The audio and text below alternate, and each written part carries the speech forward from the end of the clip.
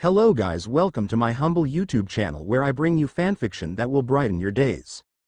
Before we start, a subscribe is greatly appreciated, and don't forget to leave a like and ring the bell icon so you won't miss exciting new fanfiction stories. True God in Another Worlds, Tensura x Tbate, by Tempest_King_20. Chapter 27. Old Friends Reunion. Rimuru Pav father went to the guild hall to send a letter to his old party members while my mother and Tabitha went shopping, taking Ellie and Lilia along with them. They also asked us to come, but we politely declined the offer to endure the suffering they call a pastime event. Instead, we decided to spend our afternoon doing our own activities. Arthur was focusing on purifying his monocore while I lost myself in a book, completely engrossed in the fictional world. Suddenly, I heard a familiar voice break through my concentration. Less than hello Rimuru, greater than. I smiled, relieved to finally hear from Sylvia after 4 months of silence. Greater than finally you called me. Sylvia, your daughter has missed you. Less than. Less than era, is Sylvie the only one who misses me? Greater than. I could almost feel the sneer on Sylvia's face. Greater than no, I miss you too. Less than I said with a small smile. Sylvia seemed taken aback by my response and blushed a little before continuing. Less than anyway, I called to tell you that you can come now. Greater than, she said, trying to change the subject. Greater than okay, I'll tell Art and we'll be there in a bit. Less than. I'll be waiting for you, greater than, Sylvia said before ending the telepathic connection. Turning to Arthur, who was still expending his energy on cultivating his core, I interrupted him and said, Hey Art, Sylvia just telepathically contacted me. She said we can go see her now. Art opened his eyes and grinned. Finally, really Papa? Are we going to see Mama? Sylvie exclaimed with excitement, bouncing up and down in her seat. I could feel her eagerness through our telepathic connection. Yes, we're going to see Mama, I reassured my daughter, patting her head affectionately. But where will we meet? Art inquired, looking at Sylvie, who was jumping around happy to see her mom again. I just chuckled. You will see, I said with a smile. We didn't waste much time getting ready and headed towards a mammoth palace that I had previously purchased. Arthur was awestruck by the enormity of the building that stood taller than the Hellstead's estate. The moment we walked in, we were greeted by some servants. When? How? Why? Arthur, who couldn't contain his curiosity, bombarded me with questions as he looked around. I understood what he meant and started explaining. When I first got to Xyrus, I was searching for a mansion that I could buy. With the money we took it from the Slavers and other projects, we were finally able to buy this place. I rescued many slaves in my spare time, and we needed somewhere for them to stay. It's like our base, the place we can meet. Arthur nodded in understanding while continuing to gaze around at the luxurious furnishings and grand decor. So that's what you were doing when you said you were going to visit Rinia. Was she helping you? Yeah, anyway let's go to the living room. Sylvia should be waiting for us there, I said, leading Art towards the living room where Sylvia was already seated on one of the soft, comfortable sofas. As soon as Sylvie saw her mom, she ran to her. Mama. Sylvia beamed with happiness and hugged her daughter tightly. Hello, my sweetie. How's my little girl? I missed you, Mama, Sylvie said, snuggling into her mother's embrace. I missed you too, my dear, Sylvia replied, kissing her daughter's forehead. Then she looked at Art, who ran to her and hugged her. Hey Sylvia, it's good to see you again, Art said, smiling while holding back his tears. It's good to see you too, Art, Sylvia replied, wiping away his tears with a gentle hand. It was clear that she had missed him just as much as he had missed her. I watched as Art and Sylvia hugged. They had a close bond even though they had only been together for a few months. Wait, Sylvia is technically Sylvie's mother, but she, Sylvie, had also become my adopted daughter, which meant that Art is her adoptive uncle. And yet, Sylvia saw Art as her grandson. Less than. Greater than. I guess I shouldn't think about that, right? Less than. Less than right. Greater than. As I pondered this strange family dynamic, a chuckle escaped Sylvia's lips as she listened to our conversation. She had already parted from Art's embrace and now extended her hands towards me, as if inviting me to hug her too. After some hesitation, I accepted her embrace with a sigh and wrapped my arms around her. It felt good to see her again after so long. After some hesitation, I accepted her embrace with a sigh, and wrapped my arms around her. "It's good to see you again, Rimuru," Sylvia said, pulling back from the hug. I raised my eyebrows. "You could always talk to me, but you refused to talk to me for 4 months, may I know why?" Sylvia flashed a coy smile at me.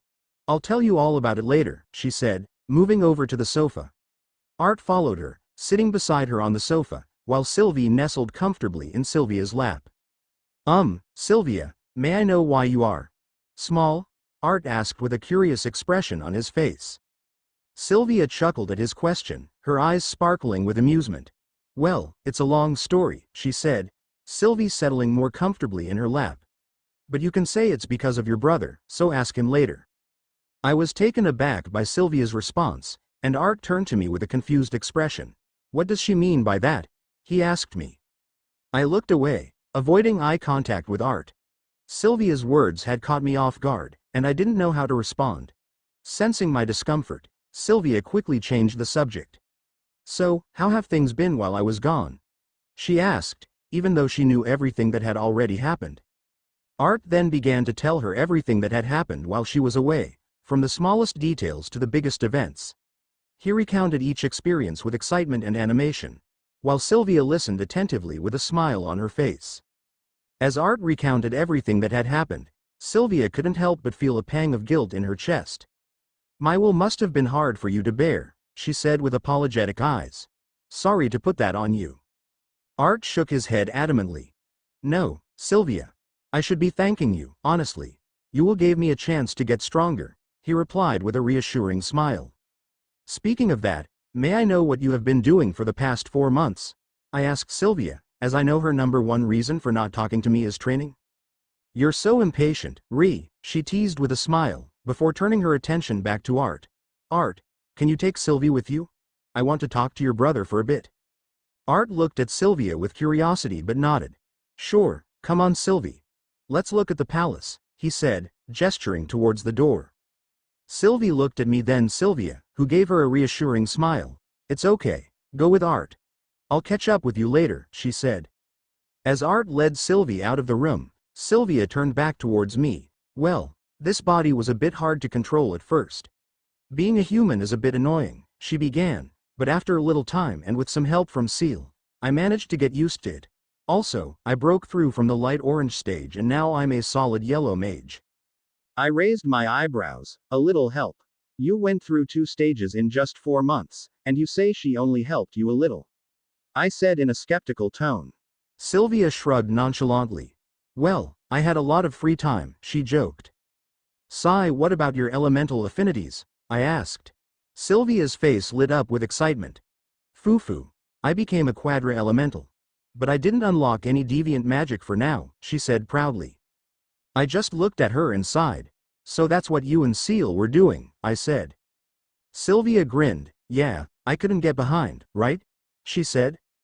"Right, so I'll give you this," I said, imbuing mana into the dimensional ring. I pulled out necklace with a purple gem. Sylvia raised an eyebrow, intrigued. "Era, will you propose to me?" she teased. "Of course not. You know that ether purifies the core faster, right?" She nodded. "So I thought of putting the ether in a necklace and saw the results, and it worked." "So you're saying this necklace is filled with ether?" I nodded. "How many do you have?" "Just this. Making one takes a lot of time, since my body will be destroyed if I try to use ether for too long, and it's hard to get a gem that can hold a lot of ether," I explained. You're right. Although I can't see the ether now, I can feel a huge amount of it in the necklace. It must have been hard to make one," she said in awe, as she unfurled the necklace and turned it in her hands. "You can't even imagine," I replied, feeling a little exhausted at the thought. Suddenly, Sylvia reached out the necklace towards me. "Put it on me," she said shyly. I hesitated for a moment, surprised by her request. I could feel my heart beating faster. I took the necklace from her hands, feeling my heart race with nervousness and excitement. I carefully placed it around her neck, fastening the clasp and stepping back to admire how it looked on her. We stood there, gazing at each other. I tried to break the silence, my voice barely above a whisper. "You look beautiful," I said softly, feeling a slight heat in my cheeks. Sylvia blushed too, and I could see the nervousness in her eye, and for a moment, we just stood there, gazing at each other. I could feel my cheeks heating up as I tried to come up with something to break the silence. By the way, where are Jackson and the rest? I haven't seen them around, I asked, interrupting the intense moment. They went on a mission in the dungeons. Maybe they'll be back soon, Sylvia replied, grateful for the change in topic. I nodded, before continuing. So, what are you going to do next? Art and I plan to sign up as adventurers until we're 12 and then go to the academy, I shared. Sylvia paused for a moment, as if contemplating her answer. I guess I'll continue my training. I still couldn't fight well in this body, she admitted, a hint of disappointment in her voice. So, do you just use magic? I asked, curious. No, I was training with CL's help in using a sword and some martial arts. Looks like you got so close to each other, I said with a smile, glad that Seal got a friend. After all, she did not interact with almost anyone but me and Veldora. Yes, Seal has been a great friend, Sylvia agreed, a smile gracing her lips. I'm glad to have her as my friend. After what Sylvia said, I could feel CL's surprise, shyness, and joy. I could tell she was too happy to have found a new friend in Sylvia. Seal had always been keeping to herself most of the time. It was rare to see her open up to anyone, let alone form a bond as strong as the one she had with Sylvia. Greater than I'm glad you two have become such good friends, less than I said to Seal with a reassuring smile. Greater than shouldn't you go out and tell her how you feel, Seal? Less than I suggested, hoping to encourage her to express her feelings. It didn't take her long to get out. Sylvia was surprised by CL's sudden exit, but she didn't say anything. She seemed to understand what was happening, so she waited for Seal to speak with a smile. Seal took a deep breath, summoning all her courage. Sylvia, I just wanted to say that I care about you a lot. You've been an amazing friend to me, she said softly, her voice barely above a whisper. Sylvia's smile widened, and she hugged Ciel's. I feel the same way, Seal. Thank you for being my friend, she said. In that moment, I felt a sense of happiness wash over me, watching the genuine affection between them. I'm just happy to see you both so happy, I said, my own smile growing alongside theirs. As I was in my own thoughts watching the two embrace, Sylvia whispered something to Seal that I couldn't make out her words, but the way Ciel's face lit up and the blush that spread across her cheeks told me that something significant had just happened. Seal nodded to Sylvia before disappearing, returning to the imaginary space. What did you tell her? I asked Sylvia, unable to contain my curiosity. Sylvia simply shrugged, a playful smile on her lips. If you want to know, ask Seal. Greater than what did she tell you? Less than and nothing master. Greater than I could tell that Seal was hiding something, but I decided not to push her further. It was clear that whatever Sylvia had said had a profound impact on her, and I trusted that she would tell me when she was ready. Greater than all right, if you say so. Less than soon, Art arrived with Sylvie perched on his head. She immediately jumped into Sylvia's lap, cuddling up to her affectionately. This palace is really big. How much did it cost? Art asked as he sat on the couch. I don't really remember, I just told my subordinates to buy it. I didn't care about the amount, I said nonchalantly. Art looked at me in disbelief. You just told them to buy it without considering the cost? He asked incredulously. I nodded with a grin. Well, at the time, I had plenty of wealth from my businesses, and I wanted to create a safe and comfortable place where we could all live.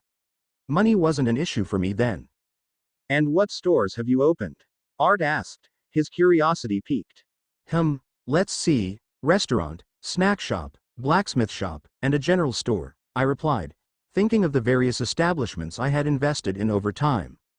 As Art listened intently, Sylvia added, yes, and with the various stores and businesses that reinvested in, this palace is self-sustaining. We don't have to rely on anyone else for our basic needs. We can take care of ourselves and live with independence and freedom. It's still amazing that you did this without us even knowing, he said when two maids entered and offered some tea and snacks before standing by the door. I smiled, feeling grateful for the maids' thoughtful gesture. Well, I wanted to surprise you, but don't tell anyone that, especially our parents. I will tell them in due time. I don't know what my mother will do to me when she finds out I've been raiding the hideouts of slave traders. Right, you mentioned that earlier. Can you tell me about that? Art asked. Well, remember when I gave Gramps that notebook? I said, and Art nodded. Well, Not all the hideouts of the slavers were written there, as I thought I'd take some slaves under my wing, and with Rinya's help I could save them.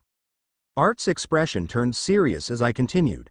I told him about the dangers I had faced during my mission, how I had to move quickly and discreetly to avoid detection.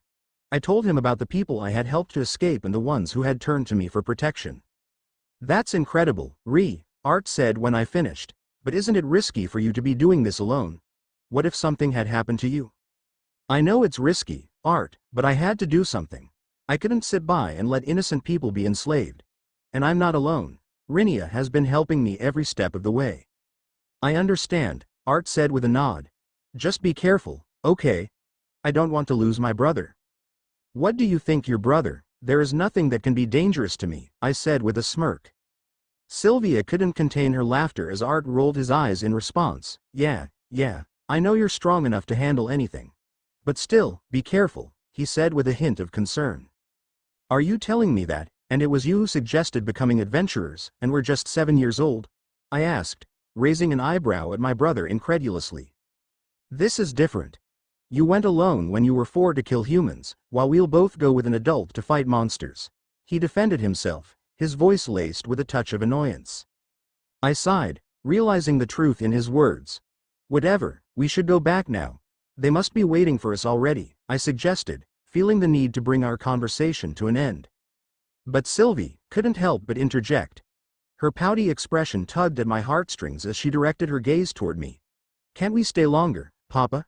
She pleaded, her voice filled with longing. I want to stay with Mama more. I exchanged a knowing glance with Sylvia, her eyes brimming with warmth. She gently placed a hand on Sylvie's head, assuring her, don't worry, Sylvie.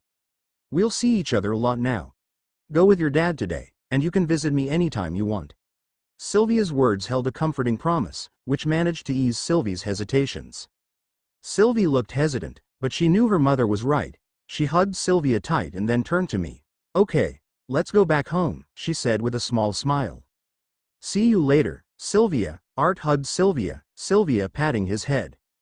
Sylvia returned his embrace warmly. Yeah, Art, you can visit anytime you want, she said, her voice resolute and welcoming.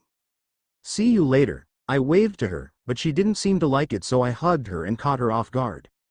See you later, Sylvia blurted out, caught off guard by my sudden embrace. She quickly regained her composure, returning my hug with equal warmth. Out of the corner of my eye, I caught Art smirking mischievously, aware of the implications our interaction had. I inwardly sighed, prepared for the inevitable teasing that would follow. With our parting hug complete, Sylvia and I reluctantly let go, but not before Sylvie leapt onto my head. As we made our way back home, Art couldn't resist the urge to poke fun at me. Really, Rimuru? Hugging Sylvia like that? Are you sure there's not something more going on? Because to me, it looks like I'm going to get an older sister-in-law, he teased, a playful glint in his eyes. I rolled my eyes at his comment, attempting to brush off his jest. Haha, not funny, I retorted dismissively, making my way ahead without bothering to glance back at him. Papa and Mama look so good together, Sylvie chimed in innocently, making my face flush with embarrassment. Not you too, Sylvie. Seeing my face, Art laughed. Perhaps he understood that Sylvie said something to me about me and Sylvia. We continued our journey back home in companionable silence, each lost in our own thoughts. However, it didn't last long until Art abruptly stopped, causing me to pause and question his behavior. Is there something wrong, Art? I inquired, my gaze shifting to meet his serious expression. Art took a deep breath, his face filled with an underlying seriousness that contradicted his usual playful demeanor.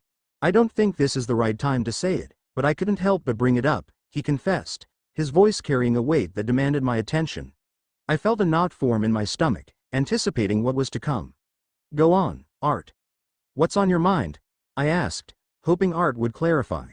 Rimuru, who are you really? Art asked, his words lingering in the air.